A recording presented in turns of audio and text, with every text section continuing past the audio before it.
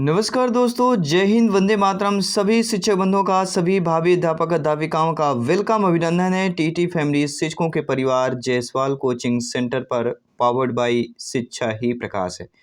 साथियों, हिंदी की live class 2 में आप सभी का स्वागत, अभिनंदन है। भाई जायसवाल सर, आप सभी का अभिनंदन करते हैं। आप सभी के माता पिता को जायसवाल सर प्रणाम करते हैं। साथियों, हिंदी की अगर बात करते हैं, हिंदी बहुत ही इंपॉर्टेंट होता है। किसी भी कंपटीशन एग्जाम की बात करें, चाहे हम टीटी की बात करें, चाहे अदर टीटी की बात करें, तो इस लाइव क्लास में हम 20 महत्वपूर्ण 20 क्वेश्चंस करेंगे, एमसीक्यूज करेंगे। 20 में से जो है आप लोगों का फीडबैक क्या है, आप लोगों का स्कोर कितना है, नीचे जो है कमेंट बॉक्स बना हुआ है।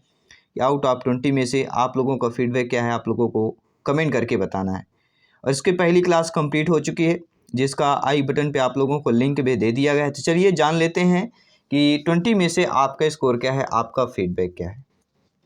इनमें से कौन सा शब्द क्रिया से बना हुआ विशेषण नहीं है? ये हमने पिछले मॉक क्वेश्चन में दिया था आप सभी के लिए।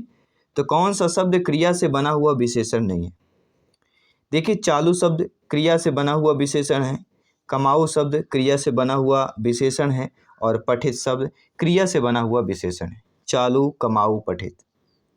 लेकिन जो समझना दिया गया है, यह हमारा क्रिया से बना हुआ विशेषण नहीं दिया गया है। दूसरा प्रश्न यहाँ पे क्या दिया गया, क्या पूछा जा रहा है आप लोगों से? बहुत अच्छा प्रश्न है। आइए जान लेते हैं आपका फीडबैक क्या मिलता है इस प्रश्न पर। इनमें से कौन सा शब्द क्रिया से बना हुआ विशेषण है? वहां, यहां, कल, आज का। देखिए, पहले ही क्वेश्चन में हमने इसके पहले क्या बात किया था, प्रश्न क्या था कि कौन सा शब्द क्रिया से बना हुआ विशेषण नहीं है। तो हमने आपको बताया क्या, चालू, कमाऊ और पठित, ये तीनों क्रिया से बने हुए विशेषण हैं। इसी प्रकार इस प्रश्न पर भी दिया गया है कि क्रिया से बना हुआ विशेषण बताना है। तो देखिए, यहाँ, जहाँ, कल, इन तीनों में जो आप लोग देखेंगे क्रिया से बना हुआ विशेषण नहीं है। लेकिन आज का इसमें से क्रिया से बना हुआ विशेषण हो जाएगा। ठीक है, क्या हो जाएगा? विशेषण, क्रिया से बना हुआ विशेषण। देखिए, क्रिया जिन शब्दों को किसी कार्य का होना या करना समझा जाए उन्हें क्रिया कहते हैं। एंड जैसे खाना, पीना, पढ़ना, लिखना, चलना, दौड़ना, ये क्या होती है? क्रियाएं होती हैं।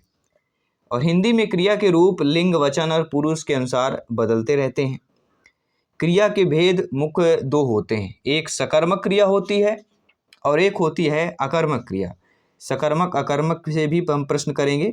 पहले हम इस टॉप 20 लाइव क्लास को 20 महत्वपूर्ण प्रश्नों को कंप्लीट कर लेते हैं। सभी प्रश्न का धुआं करेंगे, सभी प्रश्नों को तोड़ मरोड़ कर उसको बिल्कुल आसान तरीके से बना देंगे। जी हाँ, अगर तोड़ देना है आसान हो जाता है। कहती है 5 उंगलियां मुट्ठी में बंध जाए तो मुट्ठी जो होता है बहुत कठोर बन जाता है। अगर इनको थोड़ा थोड़ा उंगलियां खोल दिया जाए, क्या होता है? फिर वो पंजा ही बचता है, मुट्ठी नहीं बन पाती। तो इनमें से कौन सा शब्द पुल्लिंग से बना हुआ स्त्रीलिंग है? सभी कमेंट कीजिएगा। कौन सा शब्द पुल्लिंग से बना हुआ स्त्रीलिंग? जी हाँ, पुल्लिंग से बना हुआ। पहले पुल्लिंग था, फिर इसका स्त्रीलिंग बना हुआ है। काली, बड़ा, ऐसा, इनमें से कोई नहीं। देखिए, काला शब्द अगर दिया गया तो ये हमारा पुल्लिंग हो गया, और पुल्लिंग से बना हुआ स्त्रीलिंग हमारा क्या हो गया? काली। तो हमारा पहला ऑप्शन सही हो जाएगा। आइए देख लेते हैं अगला प्रश्न है, कौन सा शब्द जो है संस्कृत से तद्भव बनाया गया है? जी हाँ, संस्कृत से तद्भव शब्द बनाया गया है। बच्चा, वच्छ एवं भी दोनों, इनमें से कोई नहीं।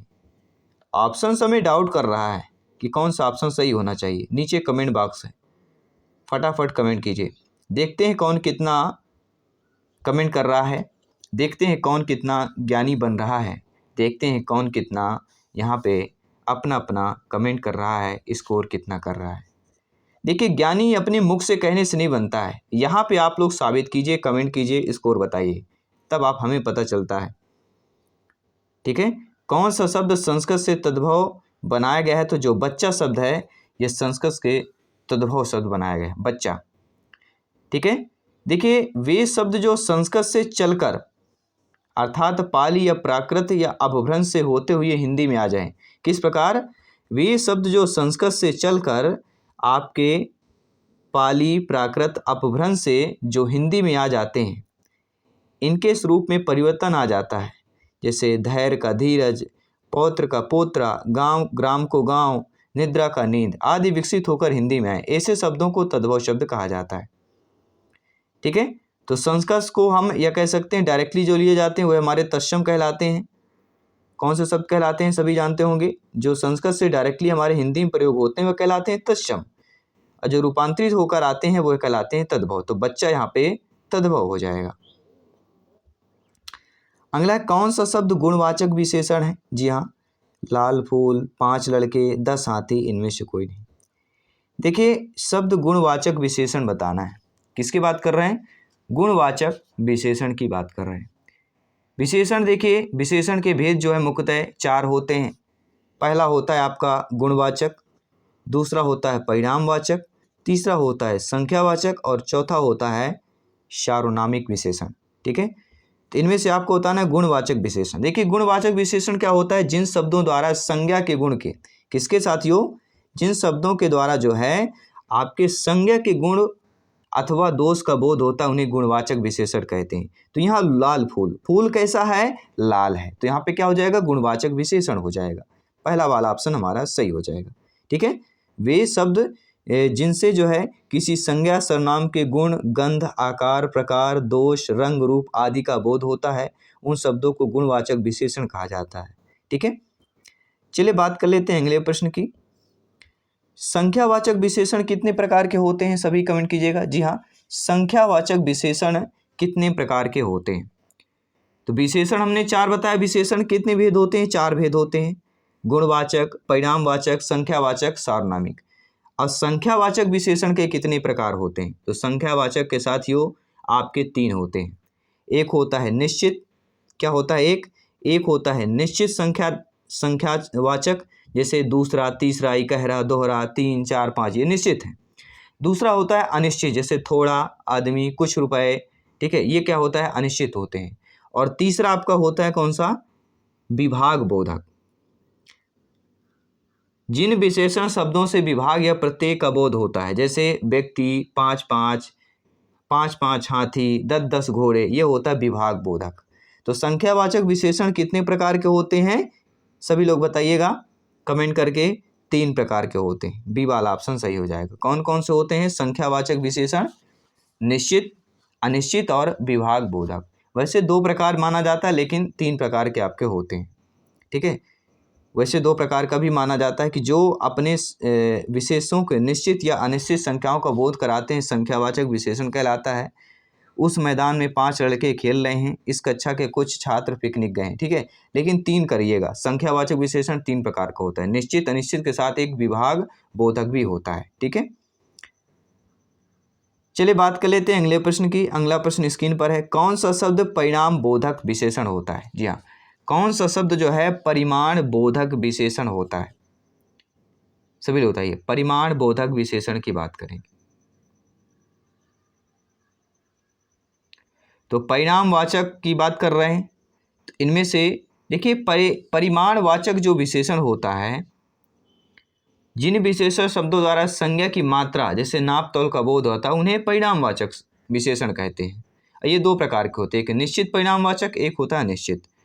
तो यहाँ पे जो दिया गया है परिणाम बोधक विशेषण, तो शेर भर दूध, ये क्या हो जाएगा हमारा, शेर भर दूध, ये हो जाएगा परिणाम बोधक विशेषण शब्द हो जाएगा। ठीक है, 2 किलो चीनी, 4 किलो तेल, थोड़े फल, 1 लीटर दूध, 1 तोला सोना, थोड़ा आटा, ये क्या कहलाते हैं, परिणामवाचक विशेषण के एग्जाम्पल हो जाएंगे। अगला प्रश्न दिया गया कि विशेषण कितने के भेद होते हैं। जी हाँ, विशेषण के कितने भेद होते हैं, तो विशेषण के 4 भेद होते हैं। ठीक है, हमने आपको बताया था, पहला गुणवाचक, दूसरा परिणामवाचक, तीसरा संख्यावाचक, चौथा होता है सार्वनामिक वाचक।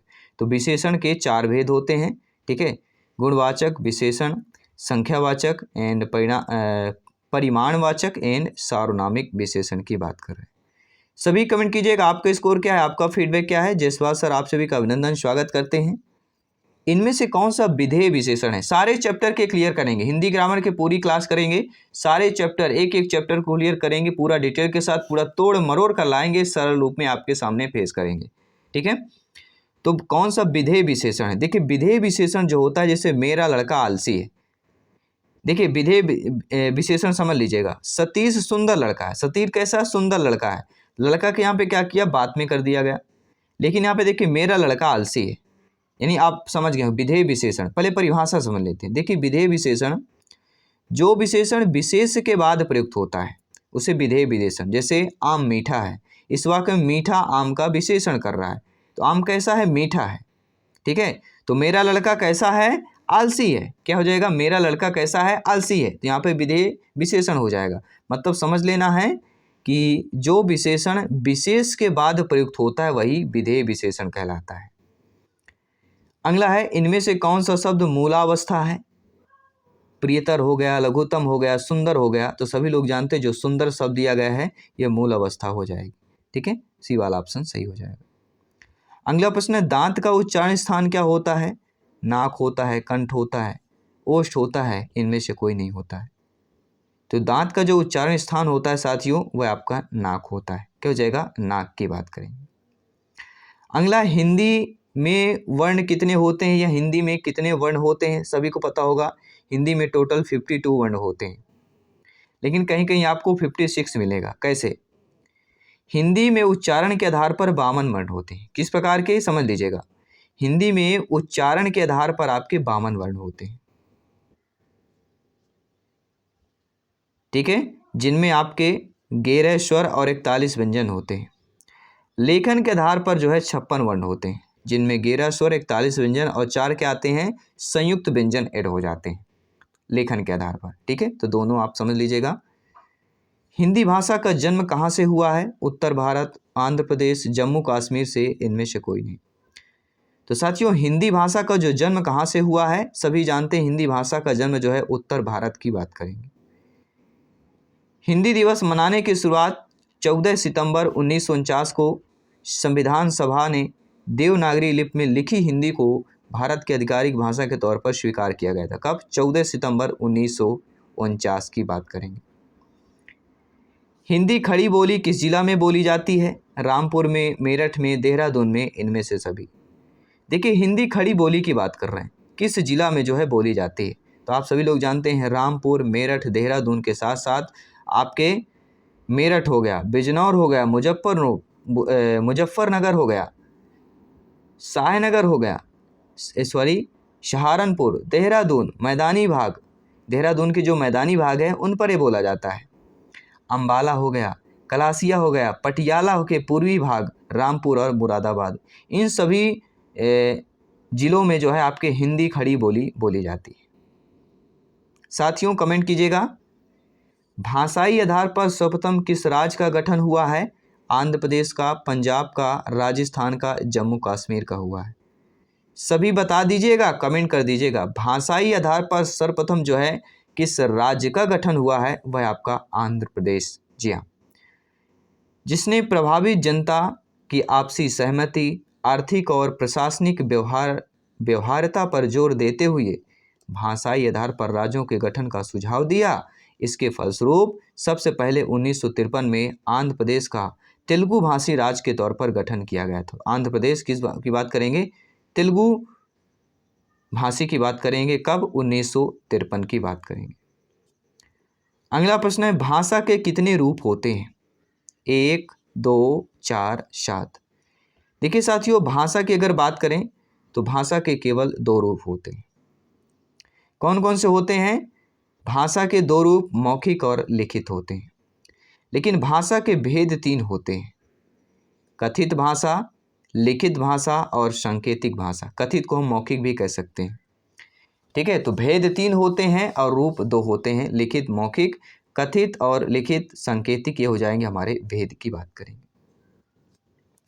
साथियों कौन सी भाषा इस देश की पुरानी भाषा है? हिंदी, संस्कृत, मराठी, अंग्रेजी।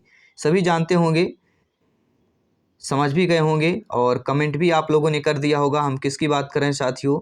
संस्कृत की बात कर रहे हैं। ठीक है, आप लोग कमेंट भी कर दिए होंगे। तो कौन सी भाषा जो हमारे देश यानी भारत देश की पुरानी है वह है संस्कृत भाषा। कौन सा भाषा मध्य देश की प्रमुख भाषा थी? मगधी, पैसाची, शौरसेनी या अर्धमागधी की बात करेंगे। कौन सी भाषा साथियों मध्य देश की प्रमुख भाषा थी? वह होगी आपकी मगधी भाषा। जी हाँ, मगधी भाषा जो है मध्य देश की, माँ से मागधी, माँ से मध्य देश की प्रमुख भाषा थी वह मगधी भाषा। 2 प्रश्न और हैं, फटाफट यहाँ पे तोड़ मरोड़ करते हैं, सरल रूप में समझते हैं और एग्जाम को फतेह करते हैं। मगही किस भाषा की उपबोली है? राजस्थानी, पश्चिमी हिंदी, पूर्वी हिंदी, बिहारी की बात करेंगे। जी हाँ, तो मगही किस भाषा की उपबोली है? सभी कमेंट कीजिएगा। तो मगही जो है आपके राजस्थानी की भाषा की उपबोली कहला जाएगी। पहला वाला ऑप्शन यहाँ पे आपको लोगों को क्लिक कर लेना है।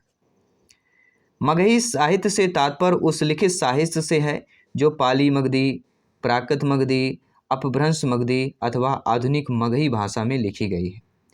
मगही या मागधी भाषा भारत के मध्य पूर्व में बोली जाने वाली एक प्रमुख भाषा है। इसका निकट संबंध अवधी, भोजपुरी और मैथिली भाषा से है। अक्सर ये भाषाएं एक ही साथ बिहारी भाषा के रूप में रख दी जाती हैं। इसे देवनागरी अथवा कैथी लिपि में लिखा गया है। और 20वां प्रश्न आपके लिए आज हम मॉक क्वेश्चन कर रहे हैं। इनमें से कौन सी भाषा भारत की प्रथम देश भाषा है? पंजाबी, संस्कृत, हिंदी, पाली, सभी बताइएगा। जी हाँ, इनमें से कौन सी भाषा भारत की प्रथम देश भाषा है? और टॉप 20 में से आप लोगों को फीडबैक क्या है नीचे कमेंट बॉक्स में अवश्य बताइएगा। और बेहतरीन तैयारी के लिए डेली लाइव क्लास चल रही है हमारी, तो ज्वाइन कीजिए सभी क्लासेज और अपने तैयारी को और जांचें परखें, बेहतर करें और एग्ज़ाम के पहले सिलेक्शन पक्का करें। हम आपके साथ जयसवाल सर जल्दी मिलते हैं आपकी अगली क्लास पर। सभी मित्रों को जय हिंद, वंदे मातरम।